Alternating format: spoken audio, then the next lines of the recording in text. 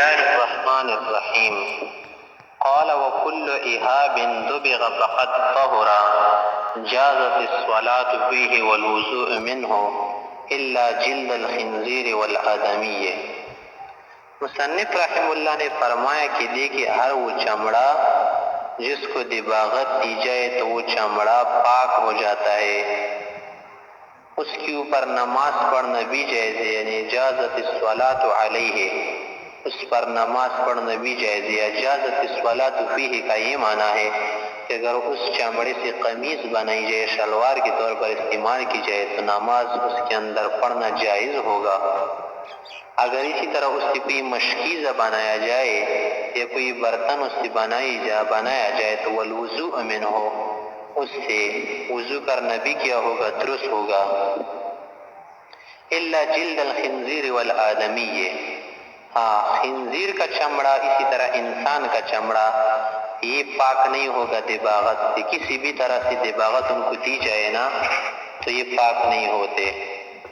یا پر خنزیر کو مقدم کی اس لیے کہ مقام اہانت ہے اور تاخیر کے اندر تعظیم ہے، اس لیے مؤخر نہیں کیا، جیسے کہ فرمایا کہ لَهُدِّمَتْ صَوَامِعُ وَبِيَعُ وَصَلَوَاتُ وَمَسَاجِدُ، کہ صلوات و مساجد کو بعد میں ذکر کیا، صوامع و بیع کو پہلے ذکر کیا، اس طرح پر خنزیر کا تذکرہ بھی پہلے کیا۔ تو فرمایا کہ دیکھیں وَكُلِّ إِهَابٍ دُبِغَ فَقَدْ طَهُرَ، پاک ہو جاتا ہے دباغت سے، جازت الصلاۃ فیہ علیہ والوضوء منہ، اگر اسے کوئی مشکیزہ وغیرہ بنا دیا جائے، اس کے اندر پانی ڈالا جائے تو اس سے وضو کیا ہے، جائز ہے۔ لقوله علیہ السلام، نبی علیہ السلام نے فرمایا کہ ایما اِہَابٍ دُبِغَ فَقَدْ طَهُرَ، کہ ہر وہ چمڑا جلد جس کو دباغت دی جائے تطریب کی صورت میں یا تشمیس یا کسی اور صورت میں، اس کو پانی میں ابال دیا جائے یا خشک کر دیا جائے کسی بھی چیز سے تو وہ پاک ہو جاتا ہے۔ وَهُوَ بِعُمُومِهِ حُجَّةٌ عَلَى مَالِكٍ رحمہ اللہ، یہ حدیث اپنے عموم کے ساتھ کہ ایما اِہَابٍ نکرہ ہے اور موصوف بھی ہے کہ دُبِغَ فَقَدْ طَهُرَ، تو یہ امام مالک رحمہ اللہ کے خلاف حجت ہے فی جلد المیتۃ، مردار جانور کے چمڑے کے بارے میں، کہ وہ کہتے ہیں کہ مردار جانور کے چمڑے سے استفادہ کرنا ممنوع ہے اگرچہ اس کو دباغت دی جائے۔ امام مالک رحمہ اللہ نے دلیل اس سے پکڑا ہے کہ دیکھیں ایک مرتبہ میمونہ رضی اللہ کی حدیث ہے، مروی ہے کہ ایک مرتبہ رسول اللہ علیہ السلام گزرے، میمونہ رضی اللہ کی بکری پر مر گئی تھی اور اسی طرح پڑی ہوئی تھی، چمڑا نہیں نکالا تھا لوگوں نے، تو ربی علیہ السلام نے فرمایا کہ هل انتفعتم بإهابها، کہ تم اس کے چمڑے سے پیدا کیوں نہیں اٹھاتے؟ فقیل انها میتۃ، کسی نے کہا کہ یار یہ تو کیا ہے، مردہ ہے، مردار ہے۔ فقالت، نبی صلی اللہ علیہ وسلم نے فرمایا کہ انما حرم من المیتۃ اکلها، اس کا کھانا مردار ہے، ہاں جو چمڑا ہے نا وہ مردار نہیں ہے۔ چمڑے کو اگر کیا کر دی جائے، دباغت دی جائے نا تو وہ پاک ہو جائے گا۔ امام مالک رحمہ اللہ نے اس سے استدلال کیا کہ دیکھیں نبی علیہ السلام نے مردار کے چمڑے سے استفادہ کو ممنوع قرار دیا۔ ہم کہتے ہیں کہ وَلَا يُعَارَضُ بِالنَّهِي الْوَارِدِ عَنِ الْانْتِفَاعِ مِنَ الْمَيْتَةِ،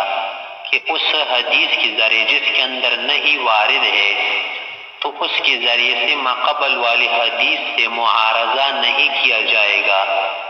کہ جس کے اندر نہیں وارد ہے کہ مردار کی چمڑے سے استفادہ انتفاع نہیں لیا جائے گا۔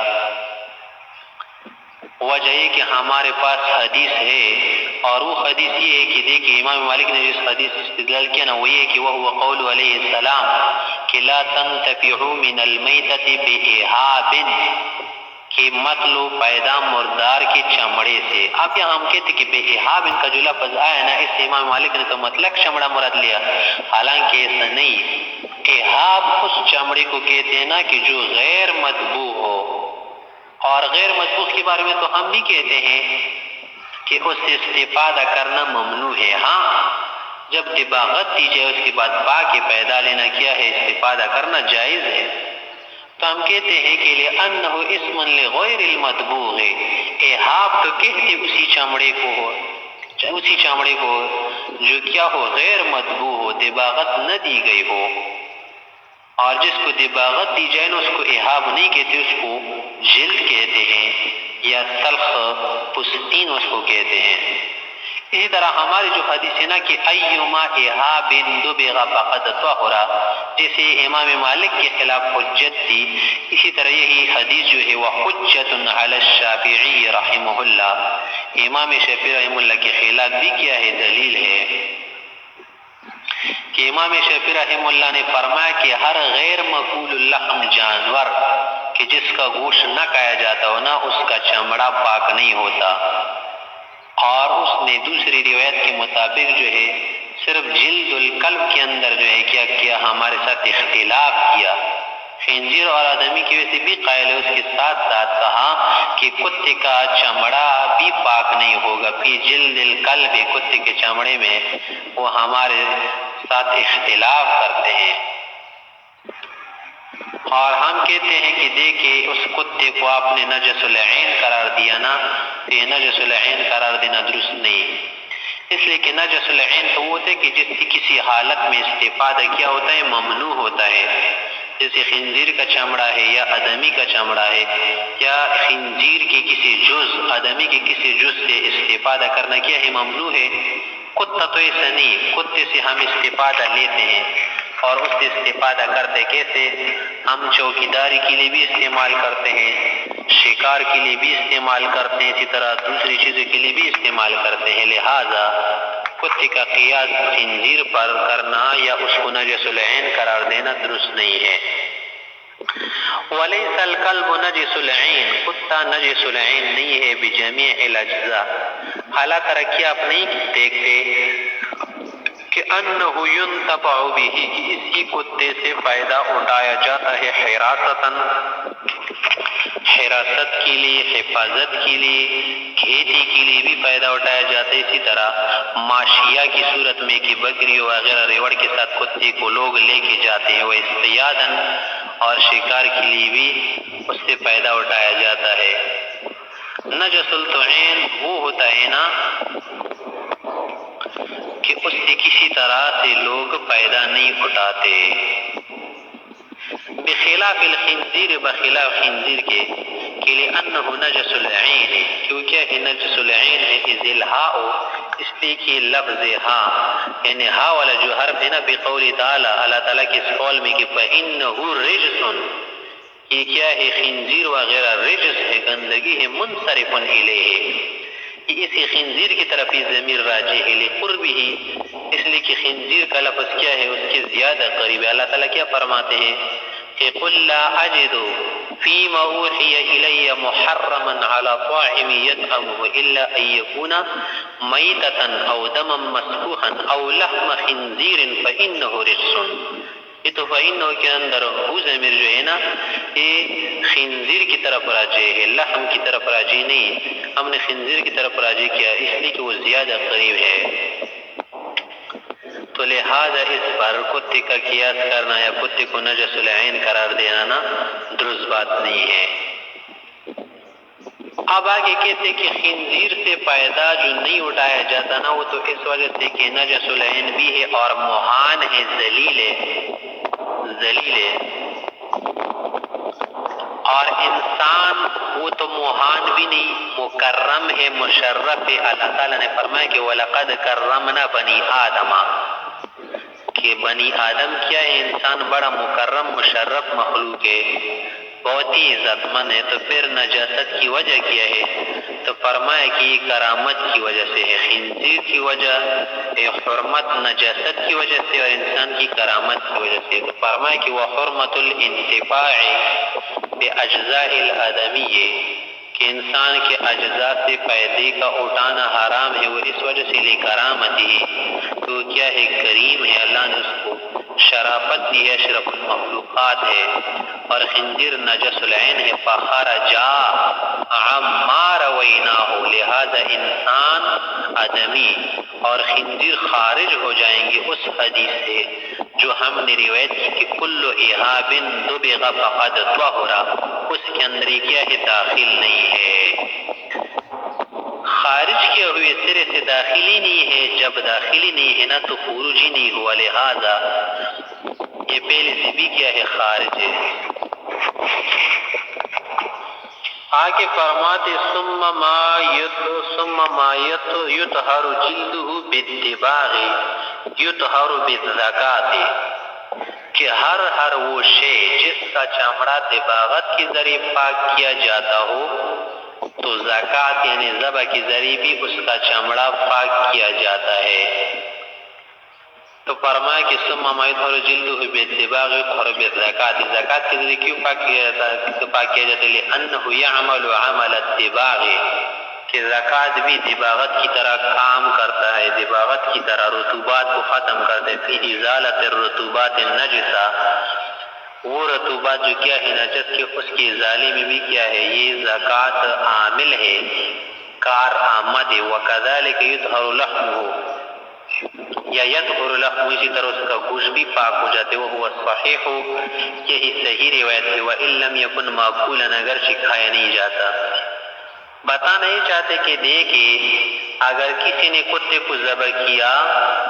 تو اس کا چمڑا پاک ہو جائے گا، یعنی اگر اسی چمڑے کو کیا کر دیا جائے یا اس کا گوشت کسی غلطی کی وجہ سے یا بھول میں انسان نے جیب کے اندر رکھا، ضرورت کے لیے رکھا ہو، تو یہ بھی پاک ہو گیا، اس لیے کہ اس سے نجاسات رطوبہ ختم ہو جاتے ہیں۔ اگرچہ یہ گوشت کھایا نہیں جاتا، یہ معنی نہیں کہ یطہر بالزکاۃ سے پھر حلال بھی ہوگا، حلال نہیں ہوگا، معقول نہیں ہوگا، البتہ اگر اس کے ساتھ کسی وجہ سے نماز پڑھی گئی تو ایک قول کے مطابق نماز ہو جاتی ہے، البتہ دوسری شروح والے حضرات نے کہا ہے کہ نماز کو لوٹانا پڑے گا۔ تو فرمائے کہ ہر وہ چیز جو دباغت کی قائم مقام ہو اور دباغت کا کام اسے لیا جا سکے تو اس کے ذریعے سے چمڑے کو صاف کرنا، دباغت دینا، اس کی رطوبات نجسہ ختم کرنا، یہ کیا ہے؟ دباغت کہلاتا ہے، اور اس طرح سے چمڑا صاف ہو جاتا ہے۔ آگے فرماتے ہیں کہ وَشَعْرُ الْمَيْتَةِ وَعِظَمُهَا، وَشَعْرُ الْمَيْتَةِ وَعَظْمُهَا، کسی مردار جانور کے بال اور اسی طرح اس کی ہڈیاں، طاہر، ہمارے مذہب کے مطابق کیا ہے؟ صاف ہے، پاک ہے۔ وقال الشافعی رحمہ اللہ، امام شافعی رحمہ اللہ نے فرمایا کہ نجس، نجس ہے۔ کیوں نجس؟ لأنہ من اجزاء المیتۃ، کہ یہ ایک مردار جانور کے ٹکڑے ہیں، اجزاء ہیں، تو جیسے مردار کیا ہے نجس، اسی طرح اجزاء بھی نجس ہوں گے۔ ولنا، ہماری دلیل ہے کہ انہ لا حیات فیہما، کہ بال اور ہڈی کے اندر حیات نہیں ہے، زندگی نہیں۔ اور آپ کو پتہ ہے کہ زندگی وہ ہوتی ہے نا کہ جو موت سے زائل ہو جائے، اور آپ نے میتہ کہا تو جب اس کے اندر زندگی نہیں تو موت کہاں سے اس پر طاری ہوگی؟ جب موت طاری نہیں ہوگی تو یہ میتہ ہی نہیں کہلاتا۔ جب میتہ نہیں کہلایا گیا تو ایسے اجزاء کیا ہوں گے؟ پاک ہوں گے نا۔ جب حیات نہ ہو تو موت کہاں سے حلول کرے گی؟ اور اس کی ایک دوسری وجہ کہ وَلِهَذَا لَا يَتَأَلَّمُ بِقَطْعِهِمَا، وَلِهَذَا لَا يَتَأَلَّمُ بِقَطْعِهِمَا، اسی وجہ سے کہ اگر ہم کسی کے بال کاٹے یا ہڈی کاٹے، جیسے کہ ہم ناخن کاٹتے ہیں، ناخن کاٹتے، تو اس سے زندہ انسان کو یا زندہ جانور کو تکلیف نہیں ہوتی۔ تو جب تکلیف نہیں ہوتی تو اس کا معنی ہے کہ اس کے اندر حیات کا حلول نہیں ہوا۔ وَلَا يَحُلُّهُمَا الْمَوْتُ، لہذا ان دونوں کے اندر موت نے حلول نہیں کیا۔ وجہ ہے کہ موت نام ہے کس کا؟ اذ الموت زوال الحیات، موت نام ہے زوال حیات کا، کہ زندگی کسی چیز کی زائل کر دی جائے۔ جب ان کے اندر حیات ہی نہیں تو موت کا حلول ہی نہیں ہوا۔ جب موت کا حلول نہیں ہوا تو لہٰذا یہ میتہ نہیں ہوا۔ جب میتہ نہیں ہوا تو تمہارے قول کے مطابق نجس نہیں ہوا۔ جب نجس نہیں تو لہٰذا بال سے اور ہڈیوں سے استفادہ کرنا کیا ہوگا؟ درست ہوگا۔ آگے فرماتے ہیں وَشَعْرُ الْإِنسَانِ وَعَظْمُهُ، انسان کے بال اور اسی طرح اس کی ہڈیاں، طاہر، پاک ہے۔ پاک کا کیا معنی کہ اگر نماز اس کے ساتھ پڑھی جائے یا بدن کو لگ جائے کسی بھی طرح سے ہو مصلی کے پاس تو نماز ہو جائے گی۔ وقال الشافعی رحمہ اللہ، امام شافعی رحمہ اللہ نے فرمایا کہ نجس نجس ہے، لأنه لا ينتفع به، کہ اس سے فائدہ نہیں اٹھایا جاتا، ولا يجوز بیعہ، اس کی بیع بھی جائز نہیں، جب بیع بھی جائز نہیں انتفاع بھی جائز نہیں تو لہذا یہ غیر طاہر ہوں گے۔ ولنا ہم کہتے کہ ان عدم الانتفاع والبیع، ولنا ان عدم الانتفاع کہ اس سے فائدہ نہ اٹھانا، والبیع اور اس کا بیع کا جائز نہ ہونا، لکرامتہ یہ اس کے مشرف و مکرم ہونے کی وجہ سے ہے، موقر ہونے کی وجہ سے، فلا يدل علی نجاستہ، لہذا عدم بیع یا عدم جواز بیع اور عدم انتفاع یہ اس کی نجاست کی دلیل نہیں ہے۔ انسان نجس نہیں ہے، البتہ مکرم ہونے کی وجہ سے خدا تعالیٰ نے اس کو مشرف بنایا ہے، اس وجہ سے اس کی بیع جائز نہیں، اس کی کسی عضو کے استعمال کرنا جائز نہیں، تو یہ نجاست کی دلیل نہیں۔ آگے فرماتے ہیں فصل فی البیر، یہ فصل ہے کنویں کے متعلق۔ یہاں پر جو بیان کنویں کا ہوا ہے اس سے وہ کنواں مراد ہے کہ جو تحت نہ ہو، عشرن فی عشرن نہ ہو،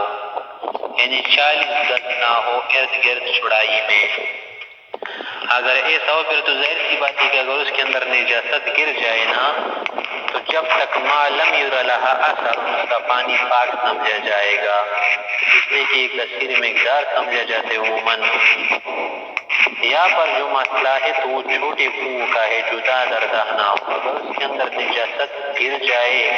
یا کسی بھی طرح سے گرا دی جائے، گر جائے کوئی بھی طریقہ ہو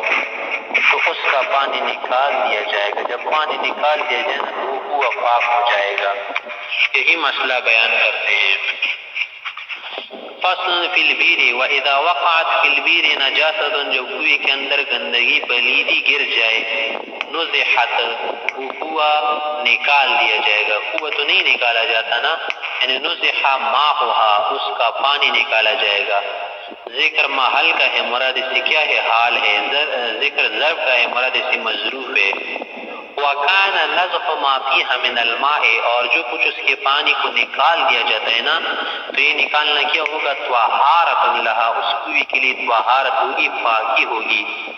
پاک ہو جائے گا۔ بِإِجْمَاعِ السَّلَفِ، اس پر صحابہ اور بعد کے حضرات نے اجماع کیا ہے۔ اور دوسری وجہ ہے کہ وَمَسَائِلُ الْبِيرِ مَبْنِيَّةٌ عَلَى اتِّبَاعِ الْآثَارِ دُونَ الْقِيَاسِ، کہ کنویں کے مسائل کا بنا کس پر ہوا ہے، آثار کے اتباع پر ہوا ہے۔ آثار و حدیث کو دیکھتے ہیں، اس میں قیاس نہیں چلتا،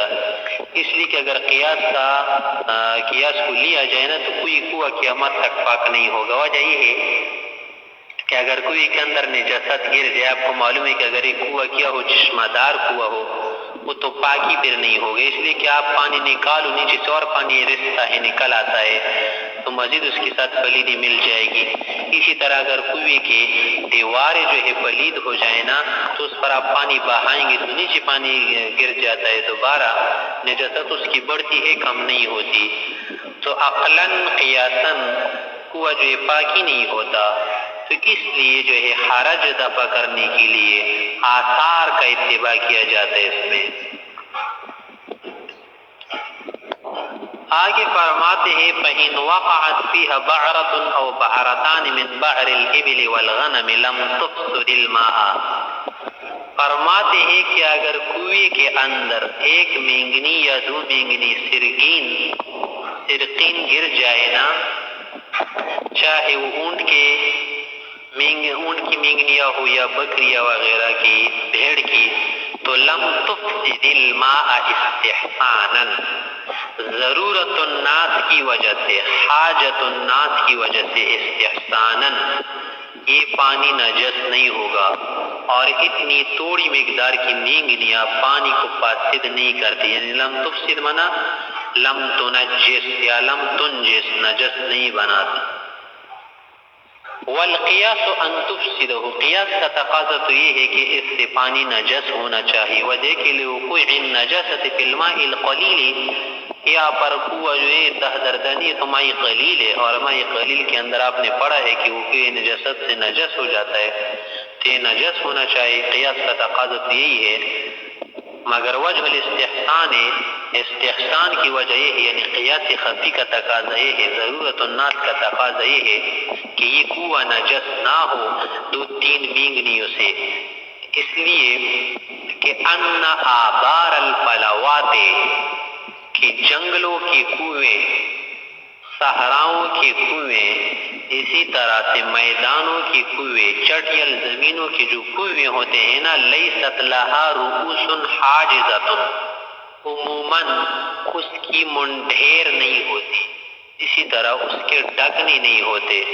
اور اوپر سے ڈھکنے نہیں رکھے جاتے کہ جو مانع ہو، حاجز ہو، رکاوٹ بنے کس چیز سے، نجاست سے، گندگیوں سے، اسی طرح بہت ساری دوسری خشاک وغیرہ سے۔ اس کا منہ کھلا ہوا ہوتا ہے نا، جب منہ کھلا ہوا چیز اس کے اندر گر جاتی ہے، اور آپ کو پتہ ہے، معلوم ہے کہ ان الریاح تذرو کل شیء فی الآبار، کہ ہوائیں ہر چیز اڑا کر کوہ کے اندر پھینک دیتی ہے، تو احتراز، اجتناب اور جان کا بچانا، کوئی کا بچانا اس سے مشکل حرج ہے۔ والحرج مدفوع والمواشی تبعر حولها، اور یہ آپ کو بھی معلوم ہے کہ روز کے معاملات نت نئے دن کے کیا یہی معاملات ہے کہ والمواشی تبعر حولها، ہر طرح کے جانور آتے ہیں اور کنویں کے ارد گرد مینگنیاں کرتے ہیں۔ فتلقیها الریح فیها، اور بعد میں ہوائیں آتی ہے، اور ہوائیں یہ مینگنیاں اٹھا کر جب خشک ہو جائے اور ہلکی ہو جاتی ہے، کنویں کے اندر پھینک دیتی ہے۔ فجعل القلیل عفوا للضرورت، تو ضرورت کی وجہ سے قلیل مقدار کو معاف کر دیا گیا، قلیل مقدار معفو سمجھی گئی، اس لیے کہ الضرورت مدفوعۃ، جلب منافع اور دفع ضرر کے لیے ہی صحیح قول اختیار کیا جائے گا۔ قلیل کے اندر ضرورت ہے، ہاں اگر کثیر مقدار کے اندر یہ مینگنیاں وغیرہ گر جائے تو فلا ضرورت فی الکثیر، کثیر مقدار کے اندر ضرورت، حاجت نہیں ہے۔ آپ کہتے کہ کثیر مقدار کہتے کیسے ہیں؟ کتنی مقدار کو ہم کثیر سمجھ رہے ہیں؟ کتنی مینگنیاں گر جائے ہم کہیں گے کہ وہ کثیر ہے؟ تو فرمایا کہ کثیر مقدار وہ ہے، وَهُوَ مَا يَسْتَكْثِرُهُ النَّاظِرُ إِلَيْهِ، کہ دیکھنے والا اگر اس کو دیکھ لے تو وہ اس کو کثیر سمجھ لے، زیادہ سمجھ لے، تو یہ جو ہے کثیر مقدار ہوگا، اور وہ کثیر مقدار ہوگی اور اس سے پانی نجس سمجھا جائے گا۔ فی المروی عن ابی حنیفہ رحمہ اللہ، اس روایت کے مطابق جو امام اعظم سے مروی ہے کہ اگر ناظر کو، دیکھنے والے کو کثیر لگے تو پانی نجس ہوگا، ورنہ نہیں۔ اور یہی قول جو ہے معتبر ہے، اور اسی کو ائمہ حنفیہ نے اپنے کتابوں میں بھی نقل کیا، وعلیہ الاعتماد، اسی پر علماء حنفیہ اور دیگر فقہا کا کیا ہے؟ اعتماد ہے، بھروسہ ہے۔ کسی نے کہا کہ کثیر وہ ہوگا نا جو کیا ہے پانی کی ثلث کو کیا کرے، محیط ہو جائے۔ کسی نے کیا قول اختیار کیا، مگر راجح قول ہی ہے۔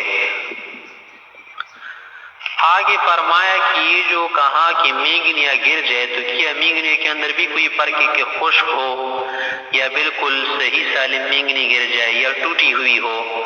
یا کیا ہو، گیلی ہو، تو اس کے اندر کوئی فرق ہے یا نہیں؟ اسی طرح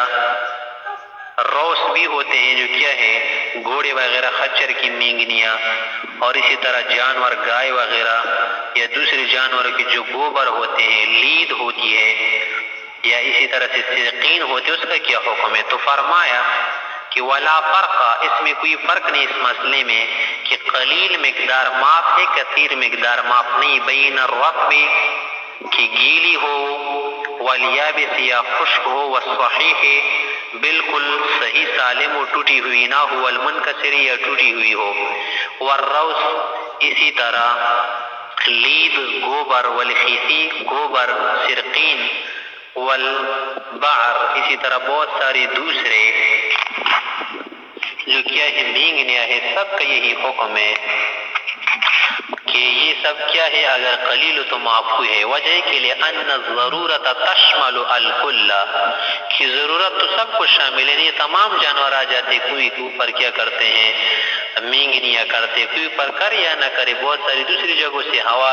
اٹھا کر اڑا کر یہ چیزیں کنووں میں گرا دیتی ہے، تو ضرورت سب کو کیا ہے شامل ہے۔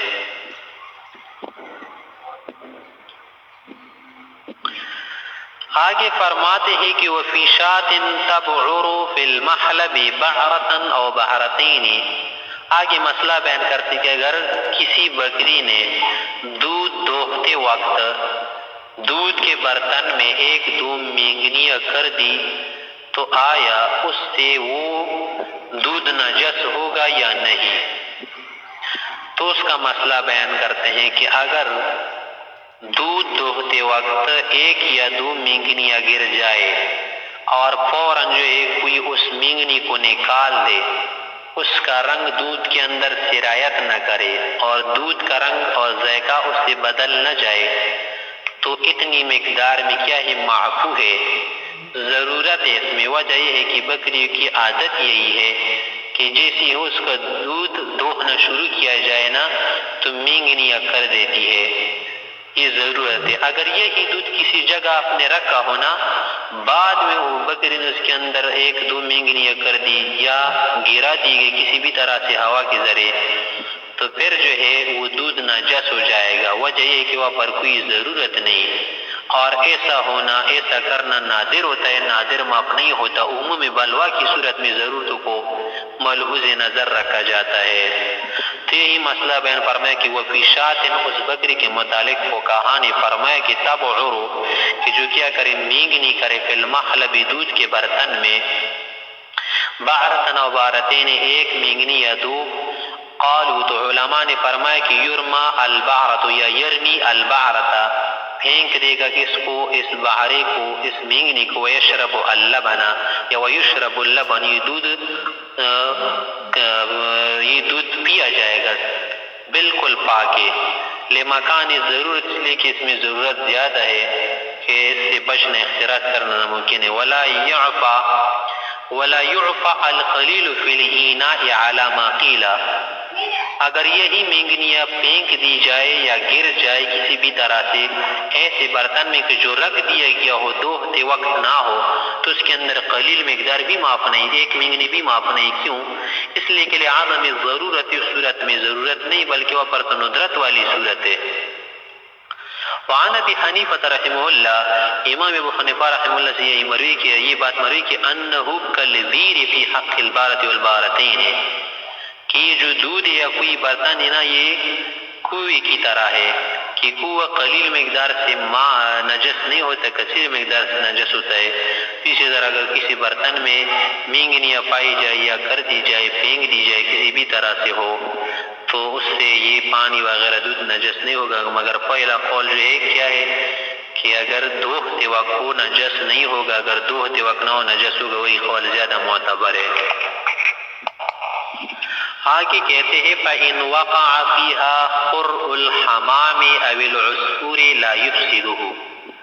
اگر کنویں کے اندر کبوتر کی یا چڑیا کی پنجشک، اگر اس کی بیٹ کنویں کے اندر گر جائے تو اس سے پانی نجس نہیں ہوگا، پانی کو فاسد نہیں کرے گا۔ خلافاً لشافعی رحمہ اللہ، امام شافعی رحمہ اللہ فرماتے ہیں کہ نہیں، پانی فاسد ہوگا۔ لہو امام شافعی سے کی دلیل ہے کہ دیکھے انہو استحال الى نتن و فساد فشبہ قرء الدجاجت، کہ کبوتر اور اسی طرح چڑیا یا کسی اور پرندہ جو انہی کے برابر ہو، اگر اس کی بیٹ کنویں میں گر جائے تو یہ نجس ہوگا، پانی کو نجس کر دے گا۔ اور وجہ یہ ہے کہ یہ جو بیٹ ہے نا استحالہ منا انتقلا، یہ انقلبہ، یہ منقلب ہو جاتا ہے اور بدل جاتا ہے، اس کی شکل بدل جاتی کس کی طرف، الانتن بدبو کی طرف، و فساد فساد کی طرف، کس سے فساد بھی آ جاتے اس کے اندر بدبو بھی ہوتی ہے۔ فشبہ قرء الدجاجۃ، لہذا یہ مرغی کی بیٹ کی طرح ہے، پخانے کی طرح ہے کہ وہ بالاتفاق کیا ہے نجس، لہذا اگر کبوتر وغیرہ کی بیٹ گر جائے تو اسے بھی کیا ہوگا، پانی نجس ہوگا کنویں کا۔ ہم کہتے کہ ایسی بات نہیں ہے۔ اب بات یہ ہے کہ آپ لوگوں نے دیکھا ہوگا کہ مسلمانوں کا اس پر اجماع رہا ہے، مسلمانوں نے کبوتر مساجد کے اندر پالے ہیں، اسی طرح مسجد حرام کے اندر بھی ہے، مسجد نبوی میں بہت سارے مساجد کے اندر پالتے ہیں۔ حالانکہ آپ کو پتہ ہے کہ مساجد کے متعلق اللہ رب العزت کا حکم آیا ہے کہ اس کو پاک رکھے۔ پاکی کے باوجود جب ہم یہ چیزیں چھوڑ دیتے ہیں تو اس کا معنی یہی ہے کہ یار ان کی بیٹ کیا ہے، پاک ہے۔ اگر پاک نہ ہوتی نا تو کیا کر لیتے، تو ضرور لوگ اس کو بھگا دیتے، مسجد میں نہ چھوڑتے۔ اور اللہ تو فرماتے کہ انطہرا بیتیا، میرے گھر کو صاف رکھو۔ اسماعیل اور ابراہیم علیہ السلام کو حکم دیا گیا ہر طرح کی ظاہری اور باطنی طور پر، اور نبی علیہ السلام نے فرمایا کہ مساجد کو پاک رکھو۔ تو دیکھیں مساجد کے پاک رکھنے کے حکم کے باوجود جب اس کے اندر کبوترے پالے جاتے ہیں تو اس بات کی دلیل ہے کہ ان کی بیٹ ناپاک نہیں۔ اگر ناپاک ہوتی تو کیسے چھوڑے جاتے؟ ولنا ہمارے لیے اجماع المسلمین، مسلمان اس کام پر جمع ہو چکے ہیں، یعنی مسلمان کی یہ عادت رہی ہے صدر اول سے کہ اعلی اقتناء الحمامات فی المساجد، کہ مساجد میں کیا کرتے ہیں، کبوترے پالتے ہیں، یا کبوتر اگر از خود آ بھی جائے تو لوگ اس کو چھوڑ دیتے ہیں مساجد میں، کوئی وہاں سے بھگاتے نہیں اور وہاں سے اس کو متنفر نہیں کر دیتے۔ مع ورود الامر، باوجود اس کے کہ امر آیا ہے ابو داؤد کی روایت میں بھی ہے بتطہیرها، مساجد کے پاک رکھنے کا۔ امام شفیع صاحب نے جو عقلی دلیل بتائی کہ دیکھے کہ استحال الى نتن و فساد، کہ ان کی بیٹ جو ہے منتقل ہو جاتی ہے، بدل جاتی ہے کس کی طرف، بدبو اور فساد کی طرف، تو ہم یہ نہیں مانتے۔ و استحالته، اس کا بدل جانا، لا الى نتن رائحۃ، ایسے بدبو کی طرف منتقل نہیں ہوتی کہ جس کے اندر کیا ہو، رائحہ کریہہ ہو، رائحہ منتنا ہو، یعنی لم یستحل، یہ بدلہ نہیں، لم ینتقل، لم ینقلب، لم يتشکل الى رائحة منتنہ، الى رائحة کریہہ، رائحہ کریہہ کی طرف منتقل نہیں ہوا، رائحہ کریہہ کی طرف متشکل نہیں ہوا، تو لہذا زیادہ سے زیادہ ہم کہہ سکتے کہ عصفور اور حمام کی جو بیٹ ہے پخانہ، وہ کیا ہے، فشبہ الحمحۃ، وہ کیچڑ کے مشابہ ہے، گل سیاہ کے مشابہ ہے، کہ اگر پانی کسی جگہ کھڑا ہونا زیادہ مدت تک تو وہاں کیچڑ کالی سے بن جاتی ہے اور اس کے اندر ایک عجیب سی بو پیدا ہو جاتی، لیکن وہ ایسی بدبو نہیں ہوتی کہ جو کیا ہو، خرق الدجاجہ کی طرح ہو۔ لہذا فشبہ خرق الدجاجہ درست نہیں، بلکہ فشبہ الحمحۃ، ہم ایک کے ساتھ یعنی کیچڑ کے ساتھ وہ مشابہ ہے زیادہ سے زیادہ، اور وہ پلید نہیں، کسی نے بھی نہیں کہا کہ یہ پلید ہے، لہذا ان کی بیڑ بھی پلید نہیں ہوگی اور اس سے پانی نجس نہیں ہوگا۔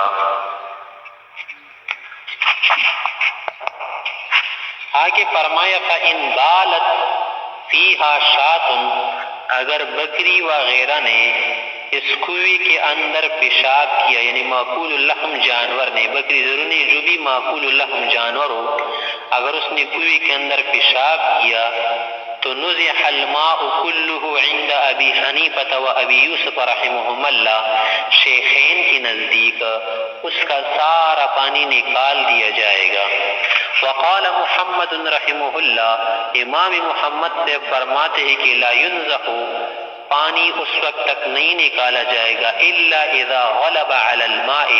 ہاں اگر بول یہ پیشاب پانی پر غالب آ جائے، کس طرح غالب آ جائے کہ رنگ ہی بدل دے، ذائقہ ہی بدل دے، بوئی بدل دے، تو اس وقت نکال دیا جائے گا۔ تو فیخرج من ان یکون طہور، زیادہ سے زیادہ اس بات سے یہ کنواں نکل جائے گا کہ اگر غلبی کی صورت ہونا تو یہ کیا ہوگا، طہور نہیں ہوگا۔ فیخرج من ان یکون طہورا، یعنی اس بات سے نکل جاتا ہے کہ طہور نہیں رہے گا، ہاں طاہر پھر بھی ہوگا۔ اصل کیا ہے؟ اصل میں یہ بات جو امام محمد نے کی نا اس کا ایک قاعدہ ہے، ایک اصل وہ فرماتے کہ وہ اصل ہو، امام محمد رحمہ اللہ کے ایک اصل و قاعدہ ہے، ضابطہ ہے کہ ان بول ما یوکل لحمہ طاہر عنده، کہ معقول اللحم جانور کے جس کا گوشت حلال ہے کھایا جاتا ہے، اس کا پیشاب امام محمد سے کے نزدیک کیا ہے؟ طاہر ہے۔ امام محمد سے کے نزدیک اس کا کیا ہے؟ پیشاب طاہر ہے۔ اگر ماء قلیل کے اندر گر جائے تو اس سے نجاست نہیں آتی، ہاں غالب ہو جائے وہ تو الگ بات ہے۔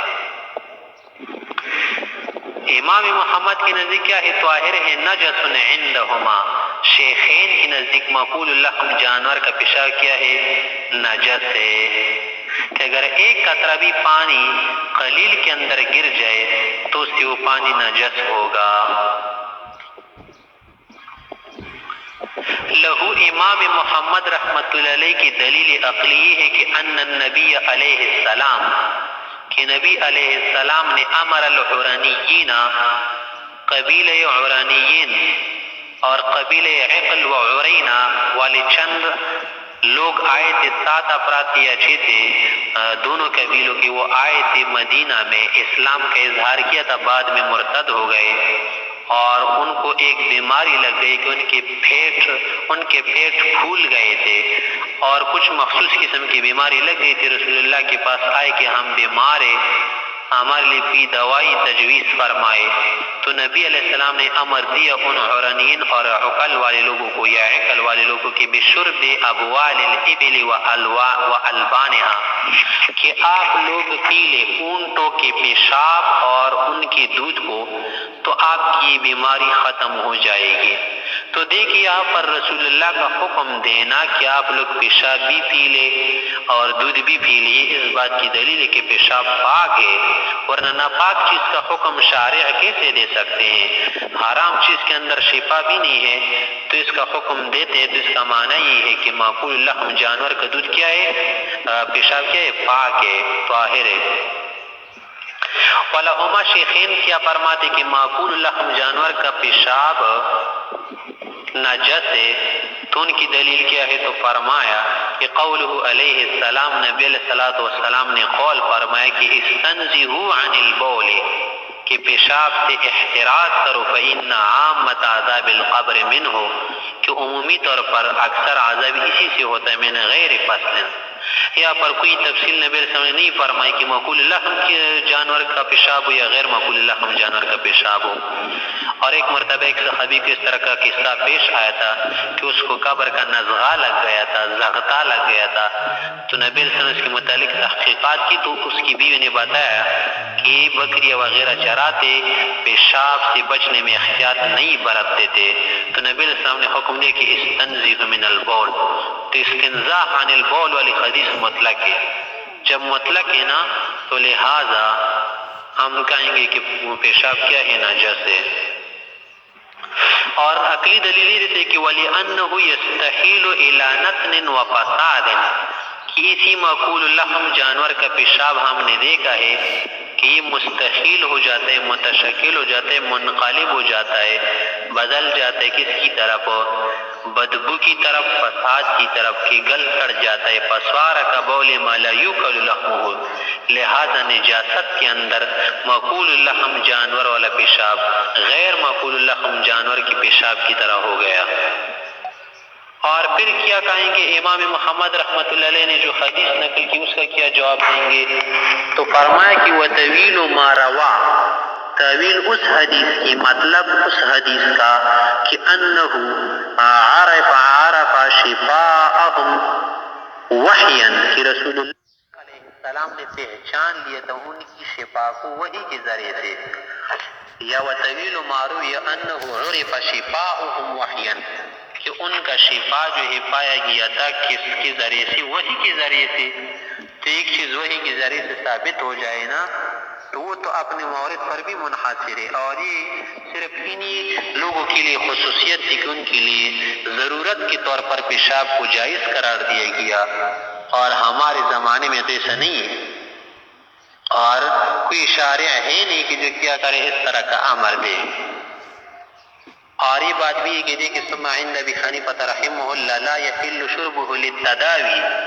امام ابو حنیفہ کے نزدیک مقول لحم جانور کے پیشاب کا پینا دوائی علاج کے لیے جائز نہیں، حلال نہیں، کیوں؟ لأنه لا يتيقن بالشفاء فيه، کہ حرام چیز کے اندر شفا متیقن نہیں ہے، فلا يعرى عن الحکم، فلا يعرى عن الحرم، لہذا لگتا یہی ہے کہ فلا يعرض عن الحرم، لہذا اس کی حرمت سے اعراض نہیں کیا جائے گا۔ وعند ابی یوسف رحمہ اللہ، امام یوسف فرماتے کہ یحل للتداوی، کہ اگر تداوی کے لیے ہو، علاج کے لیے ہو، بطور ضرورت پیشاب کا پینا جائز ہوگا مقول اللحم والا، للقصۃ، اس لیے کہ عورانین کے قصے سے استدلال پکڑتے۔ وعند محمد یحل للتداوی وغیرہ، چاہے تداوی کے لیے ہو یا تداوی کے لیے نہ ہونا، دونوں صورتوں میں اس کا استعمال جائز ہے۔ لطہارت، یہ اس لیے کہ اس کے پاس اس کے نزدیک ویسے بھی یہ پیشاب کیا ہے؟ پاک ہے۔ صحیح بات کیا ہے؟ شیخین حضرات کی ہے کہ مأکول اللحم جانور کا پیشاب کیا ہے؟ نجس ہے۔ وجہ ہے کہ اورانین کی جو حدیثیں آپ نے جو نقل کی، اس کے اندر یہ نہیں کہا کہ اشربوا الابوالها والبانها، اصل میں اس الفاظ کے اندر کچھ تقدیر ہے، وہ یہ ہے کہ جیسے لوگ کہتے کہ علبتها طبنا وماء باردا، کہ میں نے جانور کو گاز بھی دیا اور پانی بھی کھلایا، تو پانی تو کھلایا نہیں جاتا، پلایا جاتا، تو معنی یہ ہے کہ علبتها طبنا وسقيتها ماء باردا، یہ معنی ہے۔ تو یہاں پر بھی نبی علیہ الصلوۃ والسلام نے جو فرمایا تو اس کا یہ معنی ہے کہ اشربوا من البانها وشموا من ابوالها، کہ پیشاب دودھ تو اس کا پیو اور پیشاب جو ہے نا اس کو سونگو، یا یہ عبارت ہے کہ اشربوا من البانها وزمدوا من ابوالها، کہ اس کا دودھ پیو اور پیشاب اپنے بدن پر مل لو، اس کا یہ معنی ہے۔ اور آپ کو پتہ ہے کہ یہ حدیث جو ہے حلت کی دلیل ہے، اور نیچے والی حدیث استنزف من البول والی حدیث حرمت کی دلیل ہے، کہ جب حلت و حرمت والی دلیل کا کیا ہو جائے، آپس میں معارضہ ہو جائے، تو مبیح پر ناہی کو کیا دی جاتی ہے؟ ترجیح دی جاتی ہے، کہ محرم کو مبیح پر ترجیح دی جاتی ہے، لہذا یا پر استنزاء البول والی حدیث ہی کو ترجیح دی جائے گی۔ اور اس مسئلے میں کیا ہے؟ ماں شیخین کا قول زیادہ مضبوط ہے کہ یہ پیشاب کیا ہے؟ نجس ہے۔ آگے فرماتے ہیں وَإِن مَاتَتْ فِيهَا طَارَةٌ، اگر کوئی کے اندر چوہا مر جائے، او عصفورۃ، یا چڑیا مر جائے گر کر، او سودانیۃ، یا بجنگا ایک قسم کا کالا پرندے اسی عصفورہ کے برابر ہے، او صعوۃ، یا اس کے اندر مر جائے کوئی چھپکلی وغیرہ کی طرح جو جانور ہے، او سامن ابرس، یا چھپکلی جیسے اور جانور جو کیا ہے چتکبر قسم کے ہوتے ہیں، نزح منها 20 دلوا الى 30، کہ اس کنویں سے 20 ڈول سے لے کر 30 ڈول تک نکالا جائے گا پانی۔ 20 ڈول پانی نکالنا وجوبی طور پر ہے، اور 30 ڈول نکالنا استحبابی طور پر ہے، بحسب کبر الدلو وصغرها، یعنی جتنا ڈول استعمال کیا جاتا ہے اس کنویں میں، چاہے بڑا ہو یا چھوٹا، اسی کے اندازے کے مطابق متوسط قسم والا، یعنی بعد اخراج الپارا، یہ جو پانی نکالا جائے گا نا پیشاب چوہے کے نکالنے کے بعد یہ پانی نکالا جائے گا، اگر چوہا وہاں پڑا ہو اور پانی نکالتا جائے کبھی بھی پاک نہیں ہوگا، پہلے گندگی نکالی جائے گی، اس کے بعد یہ پانی نکالا جائے گا۔ اور اس کے لیے حدیث انس رضی اللہ عنہ دلیل یہ ہے، وجہ ہے کہ حدیث ہے انس رضی اللہ عنہ کہ انہو قال، اس نے فرمایا کہ فی الفارۃ، چوہے کے بارے میں، کہ اذا ماتت فی البیر، جب کنویں میں گر کر مر جائے، وہ اخرجت من ساعته، بالفور جو ہے وہ چوہا نکال دیا جائے، انتفاق سے پہلے، اور اسی طرح اس کی گل سڑنے سے پہلے، ينزف منها 20 دلوا، 20 ڈول نکالے جائیں گے۔ والعصفورة ونحوها تعادل الفارة في الجثة، چڑیاں اور اسی طرح یہ دوسرے جانور سعوا معمولہ وغیرہ، یہ چلپاس جتنی بھی چھپکلی قسم ہے جو کیا ہے جثے میں، جسد میں، قد میں برابر، یہ چوہے کے ساتھ تمام جانور، ضروری نہیں یہاں پر جو نام لی گئی بس یہ جانور گر جائے، کسی بھی طرح کا چڑیا، کسی بھی طرح کا پرندہ یا کوئی رینگنے والا جانور جو عصفور کے ساتھ، چڑیا کے ساتھ جسے میں برابر ہو، تو اس کا یہی حکم ہے کہ اگر بالفور نکال دیا جائے، منفسخ نہ ہو، منتفخ نہ ہو، اس کے بدن ریزے ریزے نہ ہو جائے، تو 20 ڈول نکالے جائیں گے وجوباً، 30 مستحب۔ فَأَخَذَتْ حُكْمَهَا، کہ یہ تمام جو جسے میں برابر ہونا چڑیا کے حکم میں ہے۔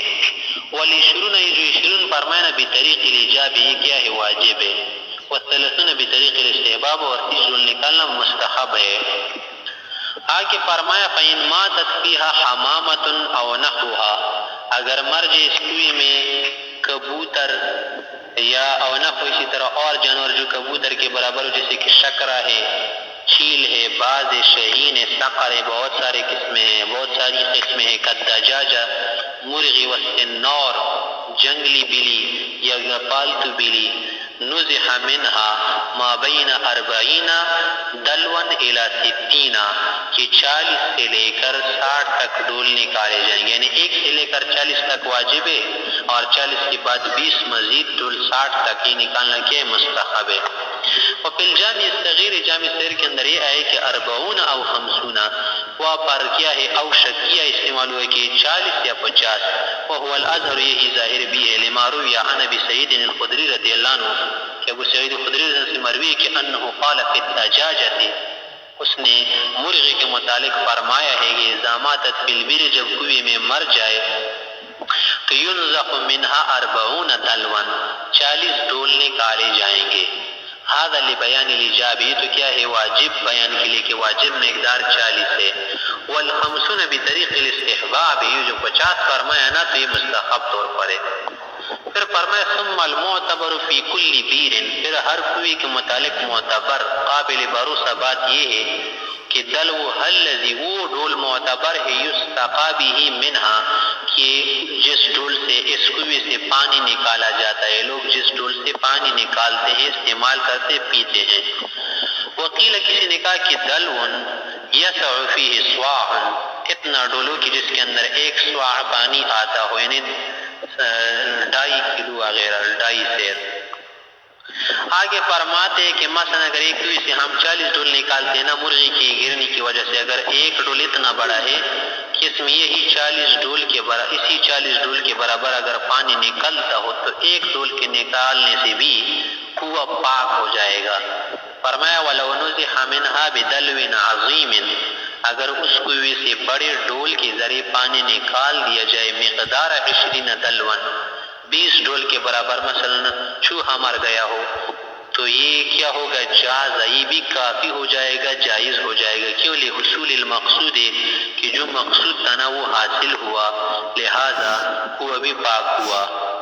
وَإِن مَاتَتْ فِيهَا شَاةٌ، اگر اس کنویں کے اندر بکری مر گئی، اور آدمی یا انسان او کلب یا کتا، نزح جمیع ما فیہا من الماء، سارا پانی نکال دیا جائے گا، اس لیے کہ یہ جانور کیا ہے؟ بڑا ہے۔ لأن ابن عباس رضی اللہ عنہ وابن الزبیر وابن الزبیر